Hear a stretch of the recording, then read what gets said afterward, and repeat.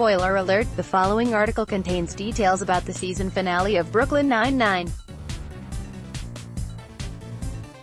In what could have been its final episode, Brooklyn Nine-Nine delivers a season finale that gives us Nine-Nine brand humor, familiar story beats, and bomb wedding that makes us thank the TV gods that this comedy treasure was saved from cancellation. The episode titled Jake.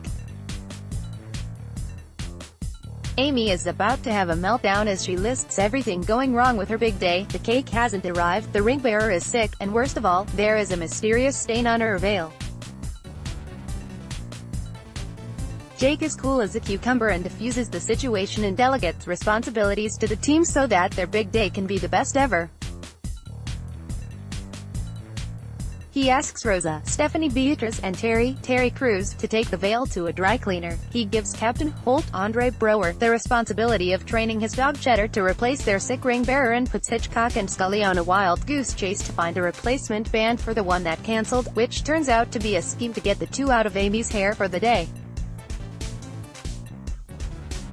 Just when everything seems to be smoothed over, Jake gets a call, and it's a bomb threat. He insists that it's fake and is wildly excited because he thinks it's his arch-nemesis. He doesn't exactly know who his arch-nemesis is, but he is pretty sure that it's him who is threatening to blow his wedding to smithereens. John P. Fleener, Fox. Meanwhile, there are some storylines happening in the background for our favorite police squad. Terry is very giddy as he is trying to set Rosa up with their Uber driver Alicia, special guest star Gina Rodriguez, while Gina, Chelsea Peretti, is encouraging Captain Holt to open an email that tells him if he landed the job of NYPD commissioner or not. He refuses to open the email because he doesn't want to steal the spotlight from Jake and Amy's wedding.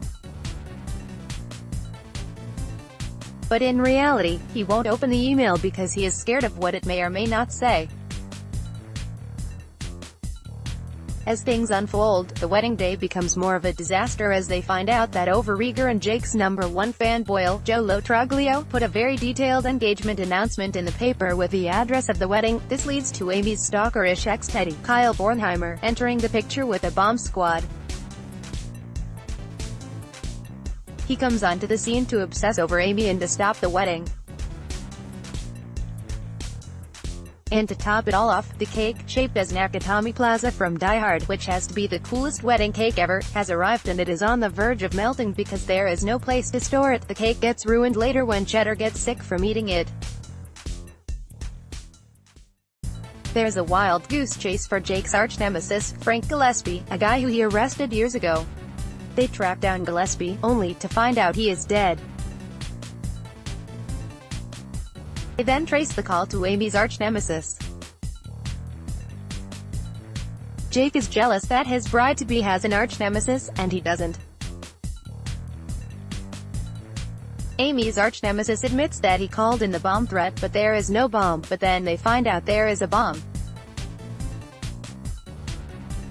It's just a web of lies in this episode. Worst of all, Jake and Amy have to cancel their wedding because of said bomb. John P. Fleener, Fox. Feeling defeated, Jake insists that they get married at City Hall, but then Boyle, being the eager beaver, he says they should get married that night.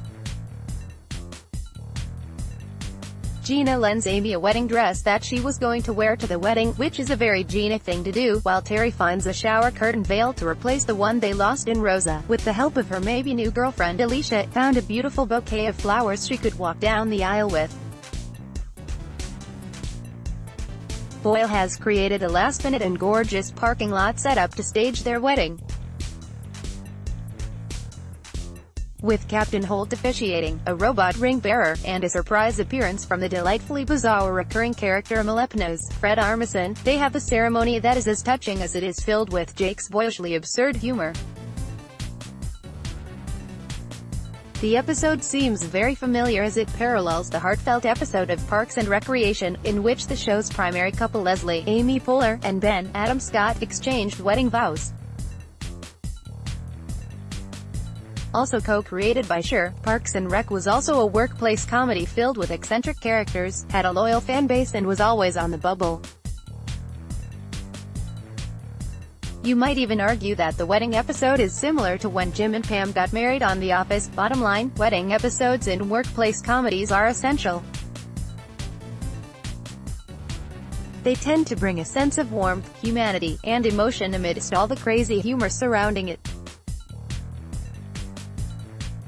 John P. Fleener, Fox with Brooklyn Nine-Nine, it felt a little different as this could have very well been the last time we saw Jake and the gang.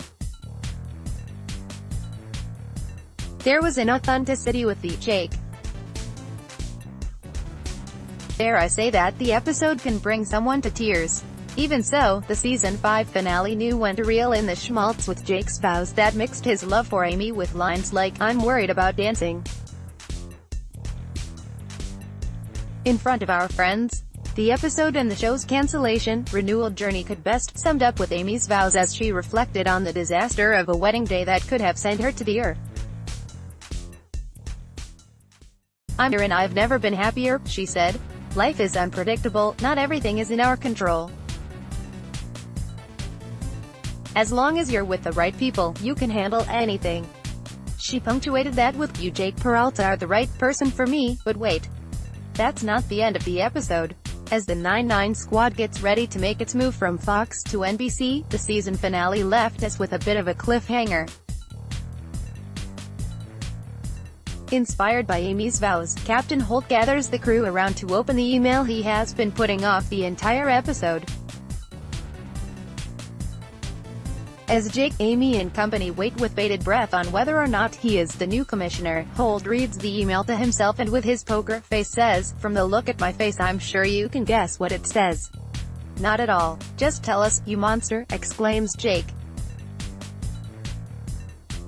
Thus ends the 5th season of Brooklyn Nine-Nine, giving us something to graciously chew on until they come back to us with more 9-9 action for a much-deserved season 6.